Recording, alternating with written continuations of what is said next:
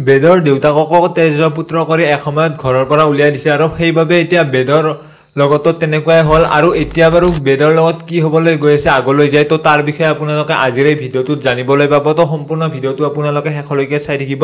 কিন্তু তাৰ আগতে যিসকলে পতিৰৰা ধাৰাবাহিকখন চাই ভাল পায় আৰু তেওঁলোকে যদি এতিয়ালৈকে এই চেনেলটো সাবস্ক্ৰাইব কৰি লোৱা নাই তেতিয়াহলে এই চেনেলটো সাবস্ক্ৰাইব কৰি ল'ব পাৰে কিয়নো প্ৰতিদিনে সিৰিয়েলবোৰ আপডেটে এই চেনেলটোত আহি থাকে দেউতাকক যেহেতু বেদে বহুতখিনি ৰিকুৱেষ্ট কৰিছিল জুৱাতি খণ্ডতে আৰু জুৱাতি খণ্ডতে ৰিকুৱেষ্ট কৰাৰ পিছতে আৰু ভনিয়াকে যেহেতু বেদতক লগ পাই ভাল পাইছে আৰু তাৰ কাৰণে বেদতৰ লগত তো আহিবলৈ খুজে কিন্তু এতিয়া দেউতাকৰ কাৰণে আহিব নোৱাৰা হ'ব আৰু যাৰ কাৰণে এতিয়া দেউতাকে একেবাৰে মান্তি নহয় যে তেওঁলোকে আকৌ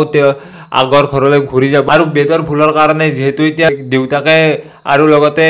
বিন্দুৱে ঘৰৰ পৰা গুচি আহিছে আৰু গুচি অহাৰ কাৰণে এতিয়া ঘৰত নোযোৱা হৈছে দেউতাকে কিন্তু এতিয়া দেউতাকে কি ভুল কৰিছিল আগতে যাৰ কাৰণে এতিয়া তেওঁলোকৰ ঘৰৰ মানুহে দেউতাকক তেজপুত্ৰ কৰি দিছিল আৰু সেইটো এতিয়া কাহিনী এটা আছে যেহেতু এতিয়া সেইটো কাহিনী আপোনালোকে দেখিবলৈ পাব আজিৰ খণ্ডটি বা আহিবলগীয়া খণ্ডটিতে আৰু লগতে এতিয়া যেহেতু প্ৰজ্ঞাক মানা কৰি দিছিল মাকে যে কিংসুকৰ লগত কথা পাতিব নোৱাৰে আৰু কিংসুকৰ যাতে লগ নধৰে আৰু সেই কাৰণে এতিয়া সেইটো মানা কৰাৰ পিছতো আজি আকৌ কিংসুকৰ লগত ফোনত কথা পাতি থাকিব আৰু যেতিয়া মাকে মনে মনে ৰুমলৈ আহিব সোমাই আৰু তেতিয়া কিংসুকৰ লগত কথা পাতি থকা শুনিব আৰু মাকৰ কথাখিনি যিখিনি আছিল আৰু সেইখিনি দি পাহৰি এতিয়া কিংসুকৰ লগত কথা পাতিছে আৰু তাৰ কাৰণে হয়তো আজি মাকে আকৌ কথা শুনাব প্ৰজ্ঞাক কিন্তু এতিয়া প্ৰজ্ঞাই তেনেকৈ বাৰু মনে মনে কিমান দিন চলি থাকিব আৰু প্ৰজ্ঞাই যেহেতু ধৰা পৰি গৈছে আৰু তাৰ কাৰণে এতিয়া প্ৰজ্ঞাই কিমান দিন সেইখন ঘৰত থাকিব পাৰিব